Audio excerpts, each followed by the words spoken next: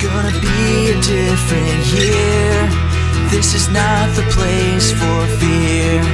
I've got a job to do. All right, so guys, today we're going to move on to chapter 5. You should have come to class today already with chapters 1, 2, 3, and 4 all set and done. Okay? We read chapter 1 and 2 out loud last Friday. If you remember that, we did it here together in class. All right, so we shifted gears. Today, not today. Monday, we just read chapter 3. All right, and you guys did the quiz and the reading guide for chapter 3. And then the same thing on Tuesday. All right, some of you were very good at getting online, doing the chapter 3 and the 4 quiz. Others need still some reminders. We need to get to a point where you guys are all making sure that you guys are doing your work at home on Monday and Tuesday. This is why we've had to take that step backwards. So we're only focusing right now on Freak the Mighty, the reading. Okay? In front of each of you guys, you have a graphic organizer that looks like this. So we're going to focus on these 3 literary elements. The first one, Rylan, is going to be what? Setting. Setting is the first literary element. So as we read today, anything that you guys notice about the setting, where does it take place? When do these events take place? All right? And additionally, description. So anything that you can use to describe the setting goes there. Now, I want to remind you guys, a when, Jocelyn, a when is not always a time of day. It's not always a time in clock. All right? If we ask the question, when did you guys have Mr. Trumbull as a language arts teacher? In 6th grade. You could say in 6th grade. That's a time of your life. You could also say, who was your 5th grade language arts teacher, Parker? Miss MacArthur. So you could say, after I had Mrs. MacArthur. That is a when.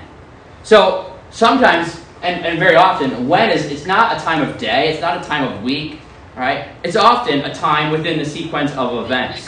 So today, when we get into chapter 5, I want you to think about when is this stuff happening, where is it happening, all right, and describe it. All right, so characters. Write down anything we know about Max and anything that we know about Kevin. It could be something that we learn about them directly, straight out of the book, but it also could be inferences that you guys are making. So if a character does something and that lets you understand them better, we can write that down as well. About when Max goes in and he helps Kevin get the bird out of the tree, that shows that, Max is kind. In addition to just being this bully who likes to kick people, Max is kind. I'm way ahead of the class because I'm just starting at chapter 7. All right, well, we're going to read chapter 5 together a lot and talk about it. All right, and then the last one, Casey, I want you to focus on today. The last literary element is the literary element of... Say it again? Plot. Yeah, you got to speak loud and clear. With your mask on, you just have to make sure. You don't have to take it off, but just speak really loud and clear. So, Casey, what is plot? Very simply, plot is... The sequence of events. That's it, the sequence of events. So this is where you guys would write down any important events of the chapter. Now, for people at home, you guys can do it also through the Google Classroom page. You can go right to the Chapter 5 reading guide, and you can click on it. You can click on the organizer. Now, you'll notice one difference with this one is I've added conflict because that's something that's going to come up. You guys just wouldn't worry about conflict. You still just worry about setting, character, and plot. And to type on them, when you're on your computer, you just click in the box. And now I can go ahead and I can type right inside this box. Mr. Trumbull. You can also print them out too, right? Yeah, you can print this out right from your house, and then you can have your own paper copy. That's what I was Mr. Trumbull. Yes? Does there have to be a conflict in there? Because I can't find one. No, well, did you hear what I just said? I said right now you don't do the conflict. Oh, okay. We're not there yet. Conflict is going to be the next literary element we're going to bring into our story. All right? And you're going to learn that stories are boring without conflict. There's going to be plenty of conflict in this story. All right? So, if you guys see that, just ignore it for now. We're not there yet. We're going to get to conflict in chapters 6 and 7. All right. So, now that everybody's ready, let's do a real quick review. All right. Freak the Mighty. We're about to read chapter 5. In chapter 1, Sophia, what happens in chapter 1? He talks about how I never had a brain until Free came along. You're right, but the whole chapter, that's one detail. The whole chapter. What happens in chapter 1? He was talking about his basement. What happens in chapter 1? It's on the board. We meet Max and Kevin. We meet Max and Kevin. Characters. Notice, okay? The beginning of the book, Rodman Philbrook, is introducing us to his characters. Alright? So chapter 1, it's all about just meeting Max and Kevin, learning about who these guys are. Jocelyn, do you have a question about that, or you want to tell us about chapter 2? Alright, so in chapter 2, what's chapter 2 all about? It's 5 pages long. Chapter 2, Jocelyn? Kevin moves on to Max's street. And that's what the whole chapter is. There's lots of details. There's lots of details about the movers and Kevin's computer and the Fair Gwen. But as a whole, what is chapter 2? Kevin is moving on to Max's street. Casey, chapter 3. What's the big thing? What's chapter 3 that we need to know about? Max helps Kevin and they start a friendship. Good, chapter 3. It's all about one simple moment in the backyard. What was that moment in the backyard that happens in chapter 3, Michelle? Max helps Kevin get a little bird out of the tree. Yeah, it's not a real bird. Yeah, it's not a real bird. Do you remember what that little bird is called? It's a Well, everybody can't talk at once. Parker? It's an ortho something. It's in the book if you look it up. It's in chapter 3. An orthodox. Nope, it's in the book. You guys keep guessing instead of looking it up. Does anybody have it online? What's the name of that little bird that Max helps freak with in chapter 3? Orphan hopper. Say it again? An orphan hopper. Close. Ah, I almost had it. Parker got it. Ding, ding, ding. We have a winner. It's an ornithopter is the name of it. Ornithopter. Oh. And it's a fancy word for mechanical bird. Okay. So, chapter 3, Max chooses to help Kevin. It's really important that we understand that in this chapter, Max had a choice. Up until this point, has Kevin been nice to Max? Yes. Yeah. No! He's said, die, Earthling, die. I saw Cheyenne shaking her head. No. Up until this point, Kevin's been pretty mean towards Max. Alright? But yeah, we keep shouting out. But Max, in this moment, Max sees Kevin in the backyard. What are some of the choices he could make? Sophia? He could either leave him alone. Well, hold on, that's one choice. He could leave him alone. That's one choice. Or he Rylan, what's another one? You only get one. These other guys need a chance. Laugh at him. He could laugh at him. He could go over and help him. He could help him. Ignore him. He could ignore him. Just ignore him. He could He let could beat him up if he really He wants to. could let him struggle. So he could do all of these things. But what does he do? He chooses to be nice. be kind. And how was he kind? By helping. I'd make friends this way, Kevin Cheyenne. get the little bird out of the tree. Just by helping Kevin. Friend from in their station. Alright, chapter 4, we read it on Tuesday. Alright, chapter 4, the entire chapter takes place pretty much down in Max's bedroom. What's chapter 4, Parker? Kevin goes to Max's house and tells him about King Arthur. And that's it. It's no different than if you have a new friend, someone that you just meet and you invite them over to your house for the first time. That's what's happening. Max says, hey, come on over to my house, I'll show you the Down Under. And chapter 4, they just hang out and they talk about King Arthur. Okay. At the very end, who comes looking for Kevin? At the very end, who comes looking for Kevin, Cheyenne? Fair Guinevere. His mom, the Fair Gwen. And Guinevere. people online, sometimes I love that you guys are engaged, but raise your hands as well so we can just not be distracted or interrupted. Cheyenne, what was my question I was just asking you? Who came in? Oh yeah, who came to get him? His mom. And how did she react when she comes to get Kevin? She freaks out. Why, Sophia? Because he's with Max. Okay. And how does the Fair Gwen react to Max? Alicia? She's like scared and she's yelling his name, looking for him. Yeah, she is. She's yelling Freak's name, looking for him, and she's scared of Max. And that's where we start with chapter 5.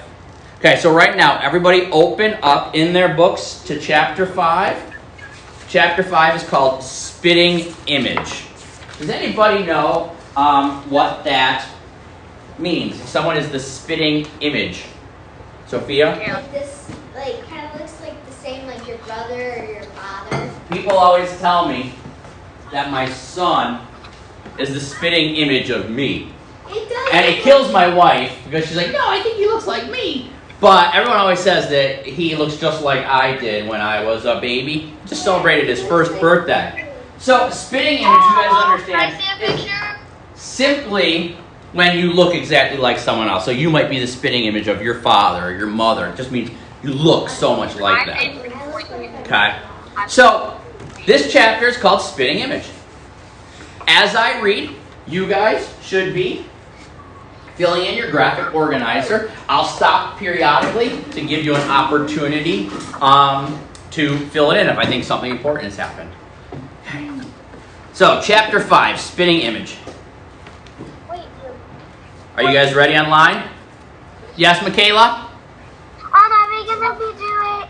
Did we already do this? We're going to fill that in right now, Michaela, as we read, okay? And then you're going to use that when you take your quiz. Okay. All right, chapter 5, Spitting Image. There's a place I go inside my head sometimes.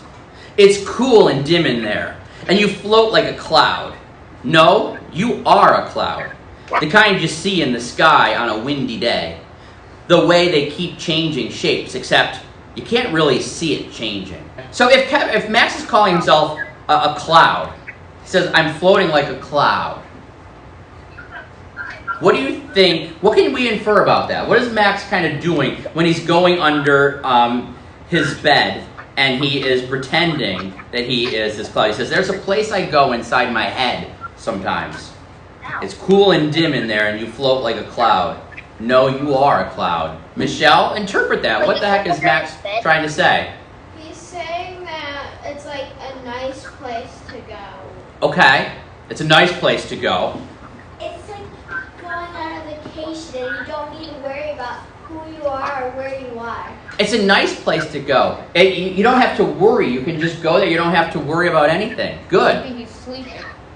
Well, I don't think he's sleeping. I think it's more like daydreaming. Sleeping, you don't have to worry about anything. You're right, but go back. What'd you say? He's like daydreaming. He's like daydreaming. He's like this. He's probably like this under his bed. Okay? So in this, think about Max. You know, he just had this experience with the fair Gwen, another person being afraid of him. Okay? And Max goes underneath his bed to think. To get lost in his thoughts, this place where he doesn't have to worry. A little mental vacation. A mental vacation from what? From thinking about What- how scared he is from Gwen. He- Why Gwen is scared of him. Okay, let's go even deeper, guys. What does Max need a mental vacation from? His life. Okay, say that again. His life. His life. Think about that. He needs a mental vacation from his life. Do you ever feel like you just need a break from things? Technically, Yep. Okay. technically, Max is saying that his life is terrible. Yes. My life is terrible. But where can he go and forget about it all? A daydream. In his daydream, in his head. He doesn't have to think about his dead mother, or his father who he doesn't know, or the fact that he lives with Grim and Graham, or the fact that all these adults are scared of him, or the fact that he feels stupid. Down under. Okay? He can go get lost in his own thoughts for just a little while. And forget. forget it all. everything. Okay, let's keep reading.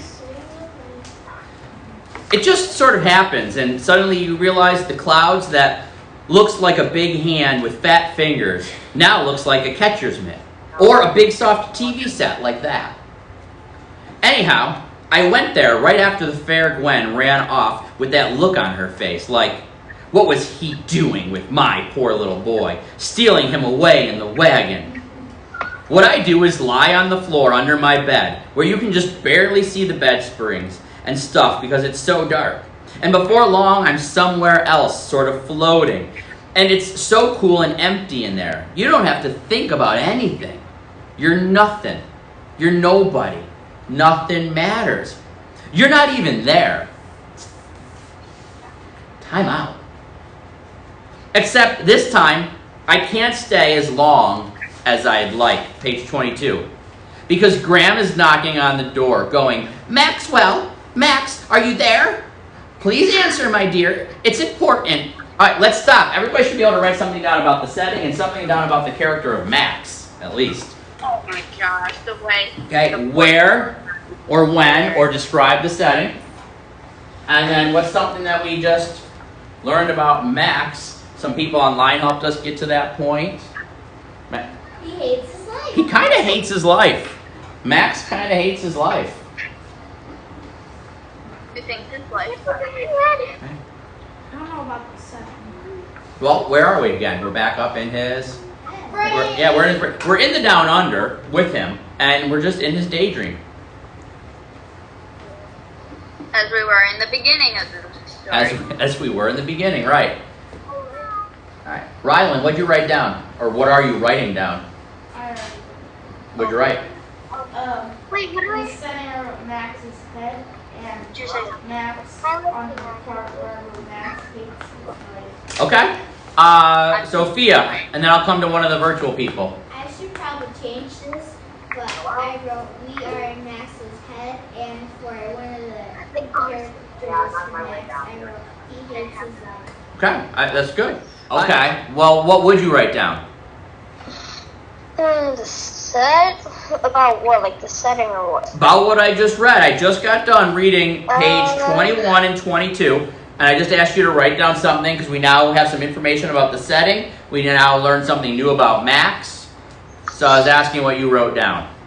Max has a safe place that he likes to go to. Okay. When, well, nobody's bothering him. All right, he does, right now, he's very unhappy about his life, but he's got this place that he goes to where nothing bothers him. It's kind of like, Okay. But he's All floating right, like how a about cloud. Marina? You have one? Yeah. So I did both the setting and Max, something about Max.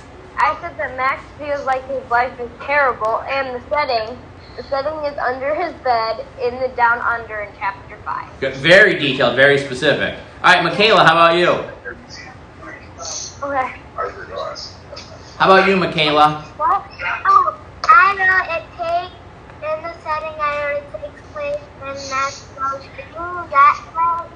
Okay, I had trouble hearing you here at the end. Did you say it's in Max's house or Max's basement? Okay, yeah, it's kind of like a daydream. All right, let's keep reading. Okay, so we know where we are at with Max. We know how Max really feels about his life right now. All right, so I'm at the top of 22. Graham is knocking on the door saying, please answer me, dear. It's important. Yeah, right. But I wedge out from under the bed. There's getting to be less and less room under there, and I dust myself off and open the door. There's no lock, but Graham has this thing about waiting until I say come in. She makes a big deal about not intruding. Maxwell, she says, and she takes a little step inside the room, and you can tell she'd rather not be here.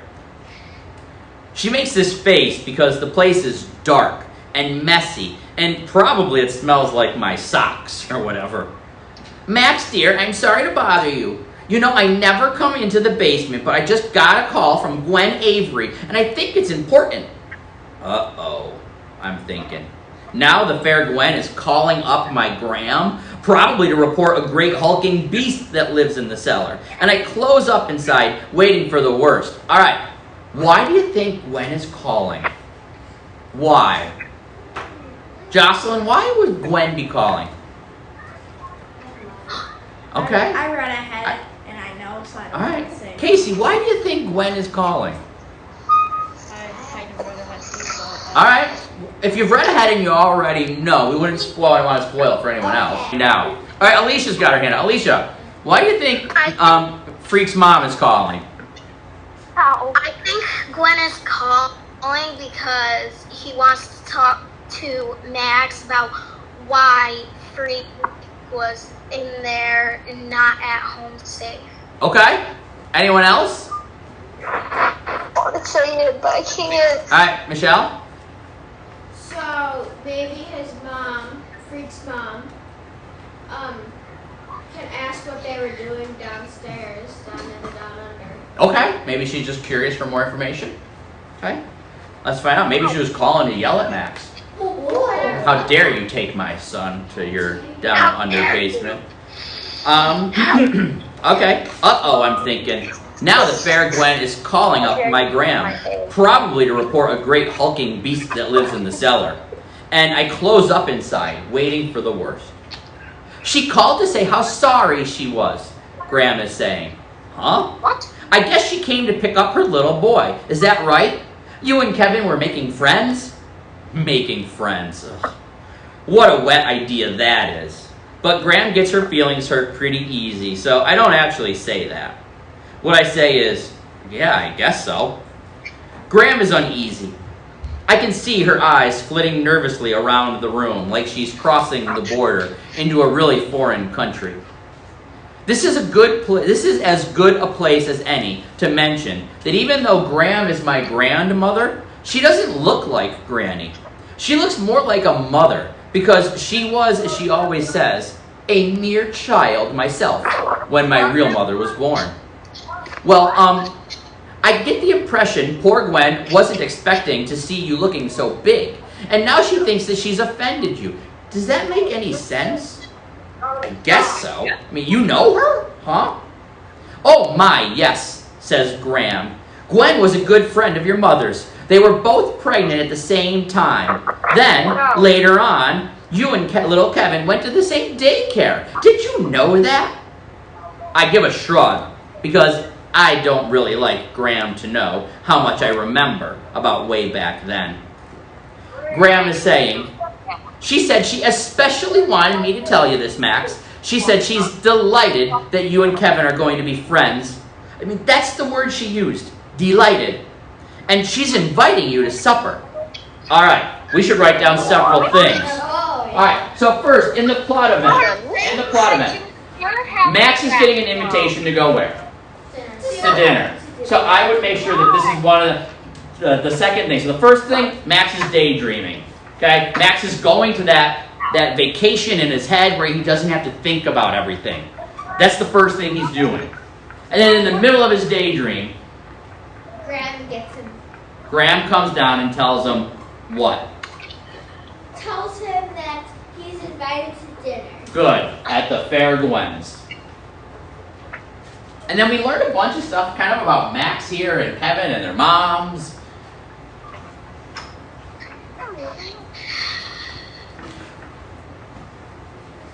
What did we learn about Max's mom and the Fair Gwen? We learned Alicia? That they were friends, that they were pregnant at the same time. Yeah, they were friends. Max's mom and Kevin's mom, they knew each other. Not just they knew each other, they were friends. All right? I thought somehow them. Now, again, do we know what happened to his mom other than she's dead? She did not. No. Do we know what happened to Max's dad other than he's not around? No. Who might know? Who might know? Gwen might know. Gwen. Who else might know? Yeah, Freak's mom might know. Freak's mom might know. Max. Max might know. Freak. Well, I have a theory. Max and Freak were probably maybe too young. But what about Grim and Graham? Did Grim and Graham know? Maybe. Maybe they're just waiting for the right time to tell Max what actually happened. I have a theory. All right, Gabby, hold on. What's your theory, Gabby? I know that Fair Gwen might actually be married to Max's dad after his mom passed away. Maybe. Maybe they're really half brothers. First thing, without thinking, I say, do I have to? Graham reaches out and she puts her hand on my shoulder, real light and feathery.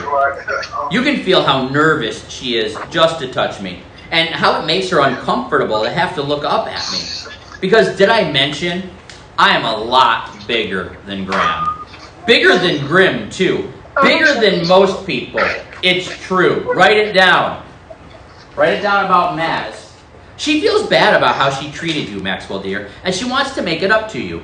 You don't have to go, but it would be the right thing to do. It was no big deal, I say. She just ran away is all. I guess I scared her. It wasn't you, Graham says. No? Then who was it scared her? Now she's got her tongue stuck, and you can see her swallowing in her throat, like her mouth is dry. I'll just leave that to Gwen, she says. She's quite a remarkable young woman, you know, raising that poor boy all on her own. He's not a poor boy, I say. You should hear him talk. I think the rest of him is so small because his brain is so big. Yes, says Graham. Well, well. Graham is always saying that. Well, well. Like it means something, which I guess it does to her. Anyhow, I agree to have supper with Freak and his mom, even though the idea of it makes me feel tensed up, like there is a hand inside my stomach, and the hand is, you know, making a fist. It turns out to be not so bad. The fair Gwen right away, she's beaming at me, bouncing around the kitchen and talking a mile a minute. So fast, the words kind of smush together. So did Susan, excuse me, your grandmother, mention your mom and I were pals, that is, until she got married? Excuse me, I never could abide that man. I always thought that it was crazy and scary. Is it okay to say that, and you won't be offended? It's like this delay while I sort it out. And then I go, yeah, Graham told me. And the stuff about her knowing my father and thinking he was sick in the head, I decide no comment is the way to go. What does Rodman Philbrick, the author, do with Gwen's words right there? Physically, what does he do? Leaves no spaces. He leaves no spaces. And so what does that tell you about kind of the way that she's talking? She isn't taking a breath. She's not taking a breath. Very good. Maybe she's like a little like nervous that Max won't like her. She's nervous. She's not taking a breath. So she's talking really fast and fumbling over her words there. Okay? Our setting has changed. We've now left the Down Under. We're no longer in the Down Under in Max's head. Where are we now, Casey? In a kitchen. Yeah, we're over at Gwen's house. We're over at Kevin's house. So the settings are always going to be changing. We have a setting change. A scene change. Now he's in a kitchen. I don't know if he'll eat. Food. Okay, back on page 25. You were the cutest little baby, Gwen says. I remember like it was yesterday. We were all of us living over in the tenements in those days because the rent was so cheap, and we were all just starting out. Freak is on the floor, digging through the packing boxes for pots and pans and stuff. He's almost inside this box. All you can see is his funny little rear end sticking out. You'd think he was maybe 2 years old. That's how small he is. Until you notice where his leg brace makes a lump in his pants. From inside the box, he goes, "Hey, Gwen, leave the guy alone, huh? You're going spastic." "Oh, am I?" Gwen asks.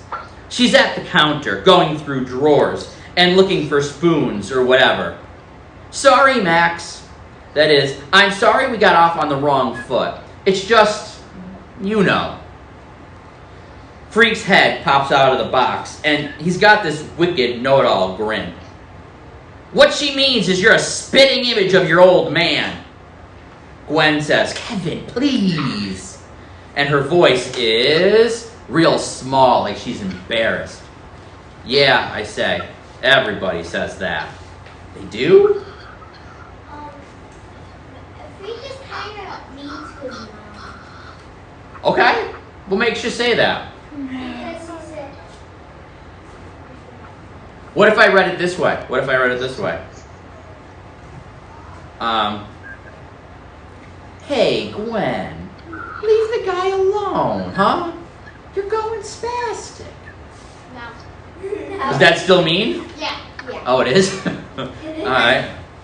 Hey Glenn, take the guy alone. You're going fast. So just based off the way he talks, I think he talks to his mom like 6th graders talk to their parents. Are you guys always super nice to your parents? If I'm not, I I just can't. Okay. Well, you should be, but I think that Kevin embodies everything that it means to be a 12-year-old boy. I mean, I'm not mean to my parents, but I'm not like amazing. I get to be pretty mean sometimes. Can we keep reading? Yeah, I say. Everybody says that. They do? I shrug. Is it really such a big deal for a boy to look like his father? Which is typical butthead thinking, because of course it's a big deal if your father happens to be in prison. I knew it. Which everybody in town knows about. And it's not like there's any secret about what he did or why he's there. You guys should be writing something down about Max and plot. We just learned something big about his dad. Except everybody acts like it should be a secret. And the bigger I grow and the more I look like my old man, the worse it gets. Didn't it say that he was sick in his head? Gwen did. Gwen thought his dad was sick in the head. Yeah, because there's. You could say that since you're in prison. You really knew him? I say. I mean, him and my mom when they were together? Well, not very well, Gwen says. She's looking for a knife to slice open a pack of hot dogs. I never saw much of your mom after they got married. He made it difficult for your mother to have any friends. There's a knife on the table, and I pick it up and hand it to the fair Gwen. She doesn't flinch away, and I decide she's okay. She's really pretty cool. So, Freak is saying, when do we eat? My fuel cells are depleted. Supper is great. The fair Gwen makes this really tasty potato salad with spices and stuff, way better than the mushy stuff Grandma makes. And we have hot dogs fried in a pan with the buns toasted up butter crisp, just the way I like. And 2 kinds of relish, and 3 kinds of mustard, and red onions cut up real small. We sit out in the backyard eating from paper plates. And Freak tells robot stories that are so strange and funny, I'm laughing like a maniac. And then I'm choking, and Freak is pounding me on the back. Expel the object, Freak shouts. Regurgitate, you big moron. And he gives me another thump, and I cough up this yucky mess. But I'm still laughing so hard my nose is running. Now really quickly, remember, in the beginning of this chapter, Max is under his bed, hating his life, pretty much. Now he's liking his life. Now, I want you to pay close attention to the end of this chapter, because I have a question for you at the very end. My nose is running. What a goon. Except it really is funny. Me trying to sneeze a hot dog through my nose, and we're both laughing like total morons. This is great, Gwen says, looking at Freak and me. I'm so glad we decided to move back, you know? I feel like we're all getting a fresh start. It's time to go. Graham gets nervous if I'm not back before dark. Everything seems really great, just like Gwen says. Except, when I lie down on my bed, it hits me. Boom. And I'm crying like a baby.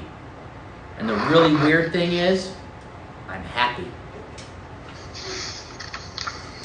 What makes Max cry at the end? Why is Max crying at the end? Because he's so happy that he's crying. That happens to some people. Okay. Michaela. Because he's happy. Because he's happy. Okay, that's exactly what Casey said too, so you guys are in agreement. Michelle. Because he finally made a friend. Okay, he's finally made a friend. Keep going. He finally found something he's happy about his life. Okay, he's finally finding something happy. And I want you to think, what is it that he's found that's so happy? Michelle, you had mentioned it, simply just, was it you that friend mentioned it? Yeah. He found, Yeah. That he made a friend. made a friend. Something as simple as making a friend. Something that this guy doesn't have. He doesn't have friends. He doesn't have a mom. Doesn't have dad. Okay? There are so many things he doesn't have. And in this moment, Cheyenne, how does it affect him? What does it make him do at the end of the chapter? He breaks down and he cries. This big, big guy that everybody's afraid of, is crying here simply because he's been able to make a friend. Write down your final thoughts on the chapter. Write down your final thoughts on the chapter, guys. And then we have one more thing to do before I release you guys to take your quiz.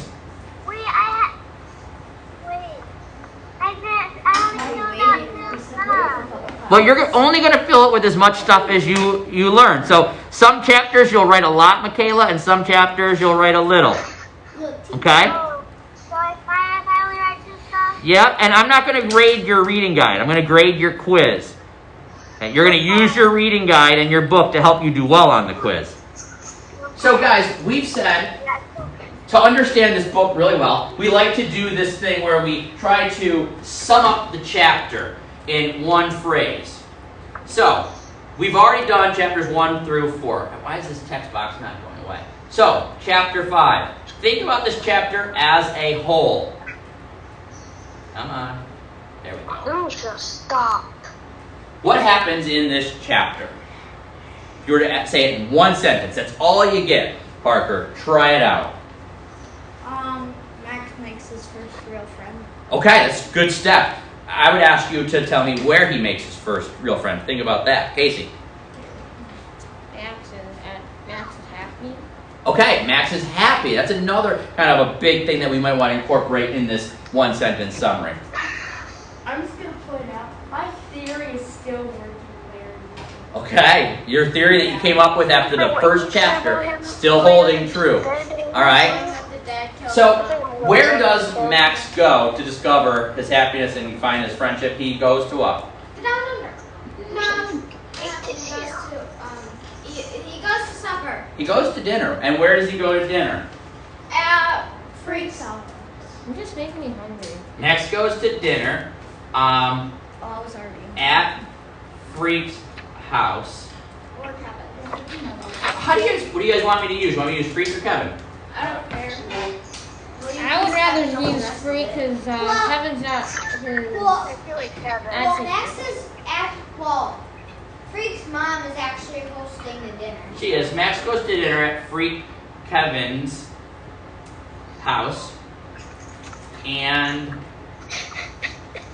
finds happiness in simply having a friend. Can I go so far as to say this too, guys? We know that Max doesn't have a mom, he doesn't have a dad. What might a 12-year-old boy who doesn't have a mom or a dad want? Well, no. Yes, but that's not where I was going with it. If you don't have a mom or a dad, you probably want a mom and a dad, don't you? Think about what Max doesn't have. I don't have a mom, I don't have a dad. He does have a great grandmother and grandfather. Okay? But they're not his mom and his dad. And neither is Fair Gwen. And Kevin's not his brother. But in going to dinner, what is it that Max kind of feels like he might even have in these people? Say it again, Jocelyn. It's this sense of family. So I think that friendship is huge in there, but it's almost like feeling part of a small little family as well. Okay, so Max goes to dinner at Freak and Kevin's house and finds happiness in simply having a friend/family to be with. We'll keep it that simple. We want to keep these very simple. We don't want to dive into every little detail. We just want to be able to see the path of our story and how it's developing and growing.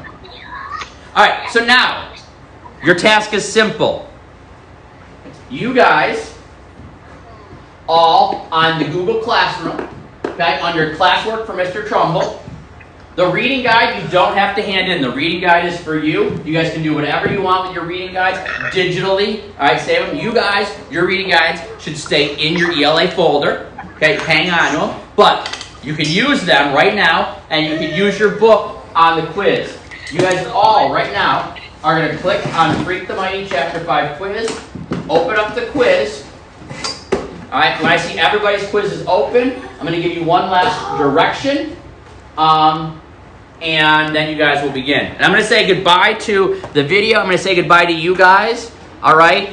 You guys can start your quizzes. Make sure you hit the submit button, okay? Bye-bye. All right, bye.